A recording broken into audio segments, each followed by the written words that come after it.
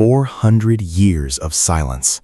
No prophets, no visions, no voice from heaven. And then, in the deepest vaults of Qumran, archaeologists uncovered something that should not exist. A scroll, written in a script older than anything else in the collection, sealed with wax, stamped by a hand that trembled as it wrote. Historians call it forbidden, because inside it are words that predict, in chilling detail, the exact birth of a man named Jesus, 4 centuries before he was born. Tonight, we open that scroll. Somewhere in the Judean desert, in the winter of 1947, a Bedouin shepherd named Muhammad threw a stone into a cave to chase a lost goat. He heard something break. Not the sound of stone on stone, the sound of stone on clay. Curiosity pulled him inside, and what he found in that darkness would eventually reshape the way the entire world understood the centuries before Christ. Clay jars, dozens of them, lined the cave floor like silent sentinels.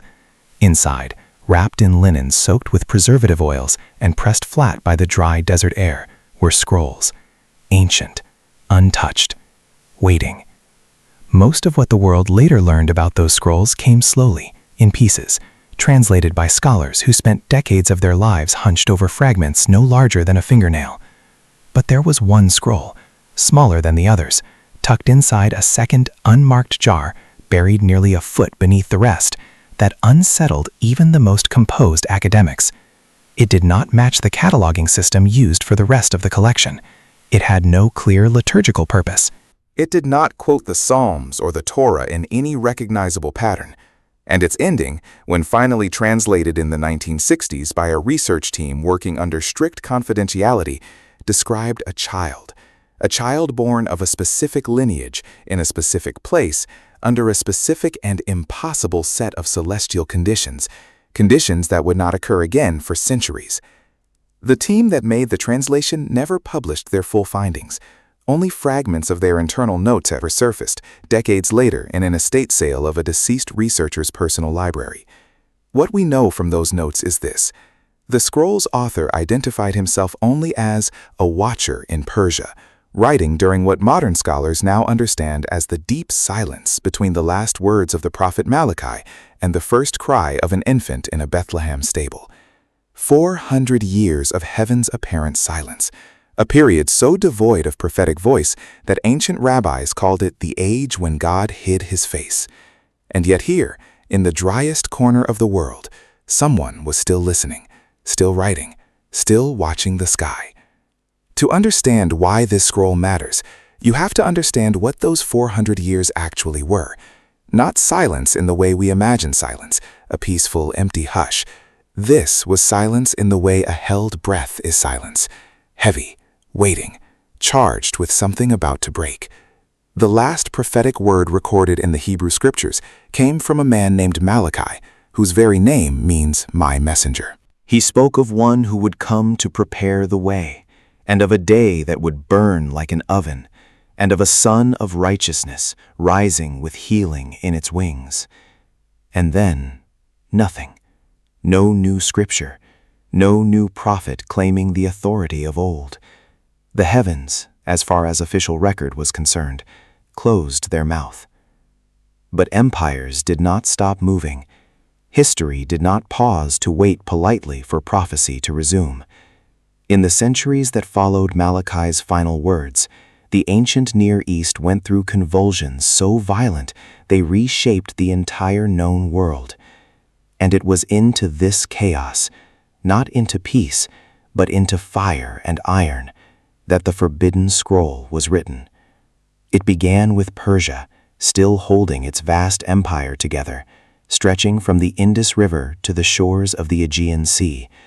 The Jewish people, having returned from Babylonian exile generations earlier, lived under Persian rule in relative stability, rebuilding their temple, restoring their walls, trying to remember who they were after captivity had nearly erased it. Persian kings, for the most part, allowed them their worship, their customs, their quiet corner of a very large empire. It should have been safe. It was, for a while. Then came a young man from Macedonia who believed the gods themselves had marked him for greatness. Alexander swept across the Persian Empire like a wildfire crossing dry grass, and by the time he stood at the gates of Jerusalem, the entire political and spiritual landscape of the region had been rewritten in a matter of years. Legend holds that the high priest of Jerusalem, dressed in his full priestly regalia, walked out to meet the conqueror, and that Alexander, upon seeing him, dismounted his horse and bowed.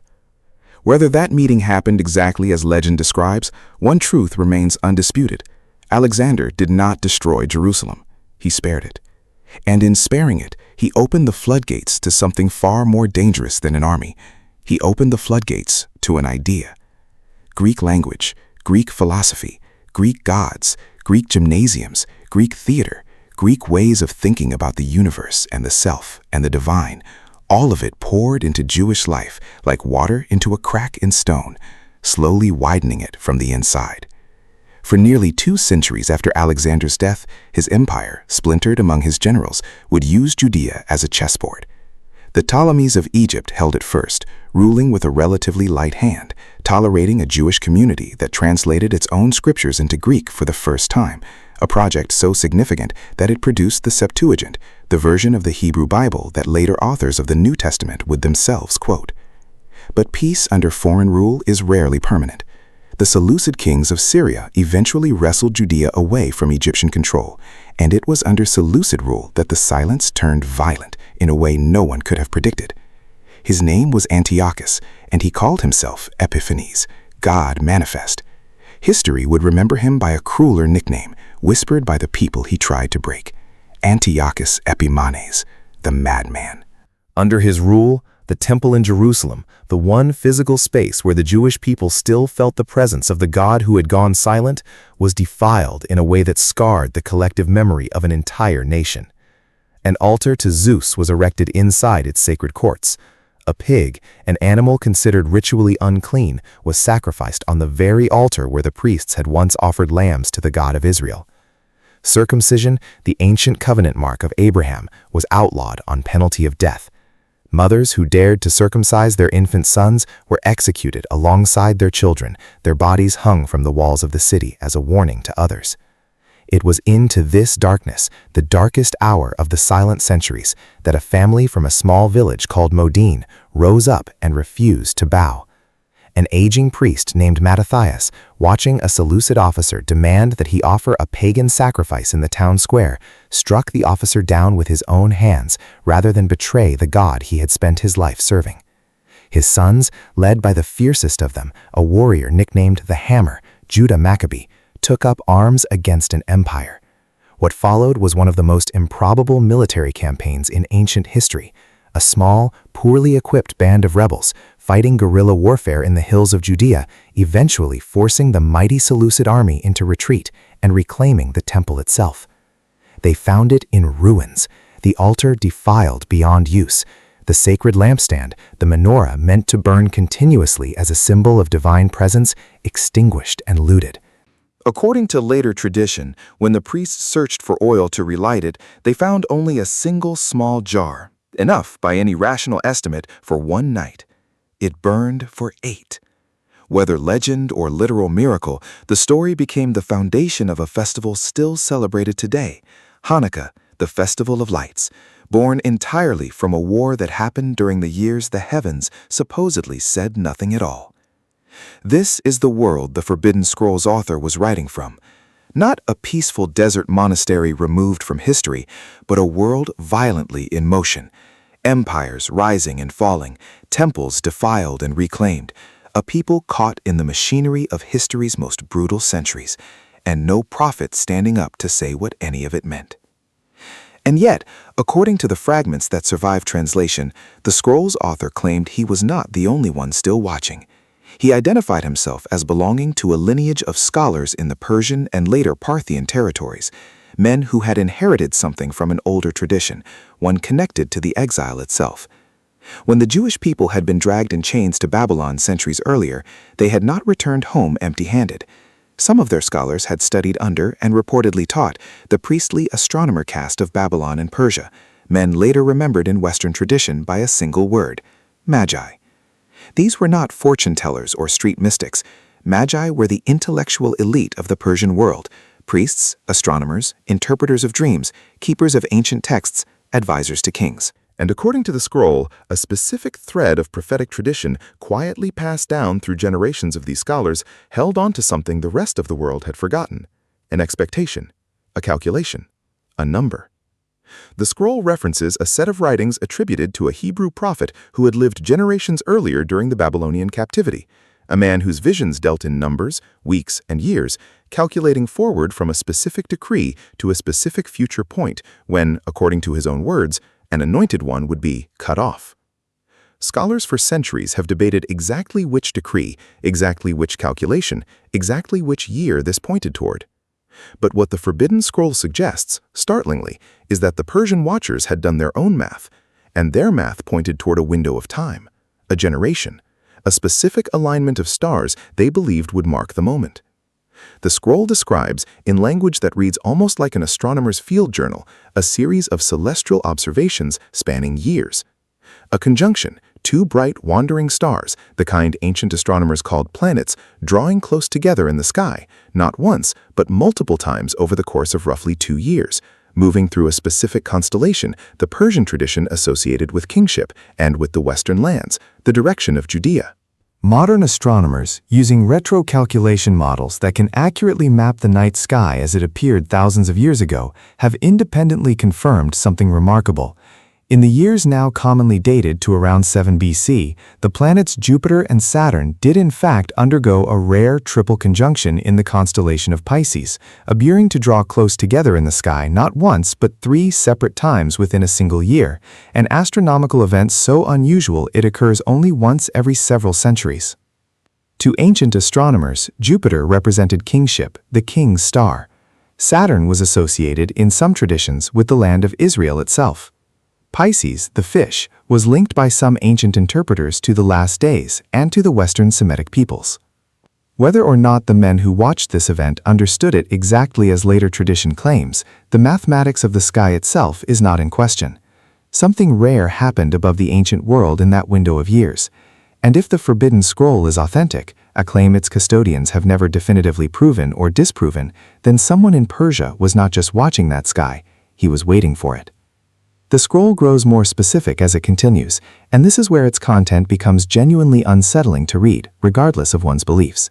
It speaks of a child of the line of the shepherd king, born in the city of bread, a phrase that, translated directly, points to Bethlehem, whose name in Hebrew literally means house of bread.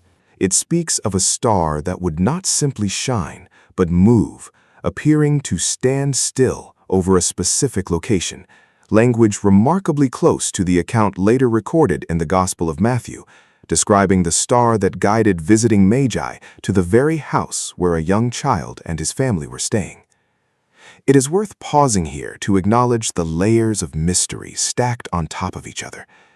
The Gospel of Matthew, written likely within a few generations of the events it describes, tells us that Magi, plural, unnamed, unnumbered, their exact count of 3, a later tradition inferred only from the 3 gifts they carried, arrived from the east, having seen a star and interpreted it as the sign of a newborn king. They did not travel randomly. They traveled with purpose, with confidence, straight to Jerusalem, and asked a question that reportedly terrified the reigning King Herod to his core. Where is the one who has been born King of the Jews? For Magi from Persia to travel that confidently across hundreds of miles of desert and mountain into the heart of a foreign kingdom, asking after a specific rival to a sitting monarch, they were not acting on a vague impression of a pretty light in the sky. They were acting on a body of expectation, a tradition, a calculation someone had made long before that particular star appeared. The Forbidden Scroll, if genuine, may be a fragment of exactly that tradition, a written record of the centuries-long watch that preceded the arrival described in Matthew's Gospel. Not prophecy invented after the fact to fit the story, but prophecy that, chillingly, appears to have existed before the fact, tucked away in a jar in a Judean cave, waiting nearly 2,000 years to be found. Naturally, this claim invites intense scholarly skepticism, and it deserves to. The scroll's dating has been disputed.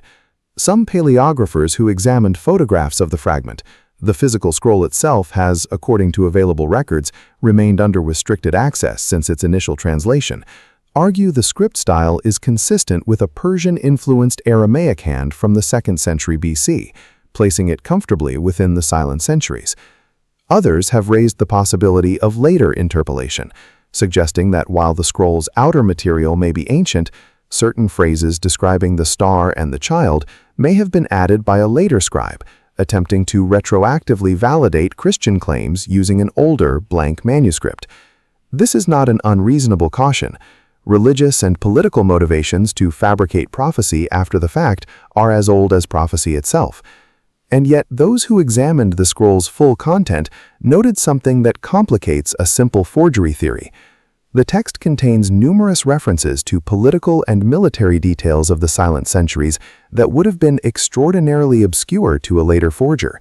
Minor Seleucid administrative titles, specific unnamed regional governors, calendar systems tied to Persian rather than Jewish or Roman reckoning. A forger working centuries later, wanting simply to prove a prophecy, would have had little reason to embed such deep, unnecessary historical accuracy into the surrounding narrative. Either the author was extraordinarily meticulous in constructing a convincing fake, or the author actually lived through and wrote during the very period he described. There is a third possibility, one the original research team apparently considered seriously enough to note in their private correspondence, that the scroll was not a prophecy at all in the traditional sense, but a record. A record kept by watchers, men whose entire vocation was tracking the skies and calculating the times, who had inherited an expectation from a much older source and spent generations quietly refining it, waiting to see if the sky would confirm what their texts predicted. Not prophets receiving new revelation in the silence, but scholars preserving old revelation, patiently, faithfully, through 400 years in which the rest of the world assumed heaven had stopped speaking entirely. If that is what the Forbidden Scroll actually is, it reframes the entire idea of the Silent Centuries. Not silence at all, just a quieter kind of voice. Not thunder from a mountain, but ink on parchment, passed hand to hand, generation to generation, through the reign of Alexander and the Ptolemies, and the madness of Antiochus, and the fires of the Maccabean Revolt, through the rise of Rome and the fall of the Seleucid dynasty, through every empire that rose and crumbled across those 4 centuries, until finally, one winter, under a sky doing something it had not done in centuries, a group of men saddled their camels and began a journey west. We do not know their names. Matthew's Gospel does not give them. Tradition would later name them Melchior, Caspar, and Balthazar, and assign them kingdoms, but these details emerged centuries after the event, elaborations built onto a spare and mysterious original account.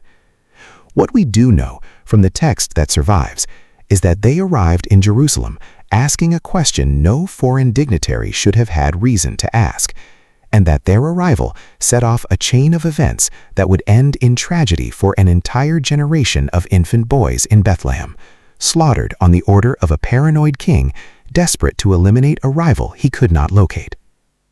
The Forbidden Scroll, notably, does not describe this massacre.